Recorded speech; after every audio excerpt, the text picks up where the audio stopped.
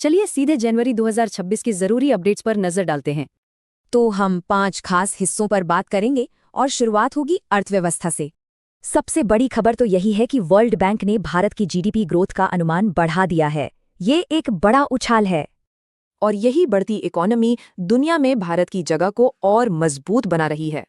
इसी के साथ भारत ने इस साल ब्रिक्स की अध्यक्षता भी संभाल ली है। ये एक बड़ी कूटनीतिक जिम्मेदारी है।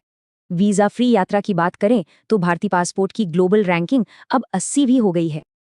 और देखिए, एक नए रिस्पॉन्सिबल नेशंस इंडेक्स में भारत को 16वां स्थान मिला है।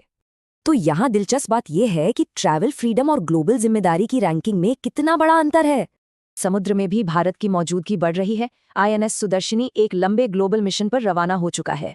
चलिए अब दुनिया से हटकर देश के अंदर आर्थिक मोर्चे पर नजर डालते हैं। मैन्युफैक्चरिंग से लेकर छोटे उद्योगों के लिए ग्रीन रोड मैप तक इकोनॉमी में काफी कुछ हो रहा है।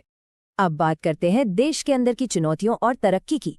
एक ताज़ा रिपोर्ट बता रही है कि देश के उत्तर और दक्षिण की आबादी में एक बड़ा फर्क आ रहा है।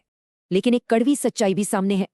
एनसीआरबी का डेटा कृषि संकट की गंभीर तस्वीर दिखाता है। पर इन चुनौतियों के बीच तकनीक और इनोवेशन में भी देश तेजी से आगे बढ़ रहा है।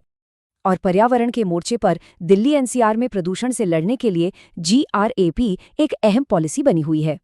चलिए अब देश की सुरक्षा और शासन से जुड़े कुछ जरूरी अपडेट्स देख लेते हैं।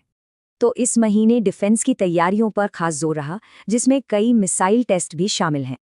वहीं गवर्नेंस की बात करें तो चुनाव आयोग ने चुनावी प्रक्रिया को लेकर एक मजबूत स्टैंड लिया है। तो इन सब डेवलपमेंट्स को मिलाकर देखें तो जनवरी का सार क्या निकलता है? तो साफ है कि महीना आर्थिक उम्मीदों से भरा था, लेकिन घरेलू चुनौतियां भी उतनी ही बड़ी हैं। तो अब सवाल यही है कि ये सारे डेवलपमेंट्स 2026 में भारत को किस दिशा में ले जाएंगे।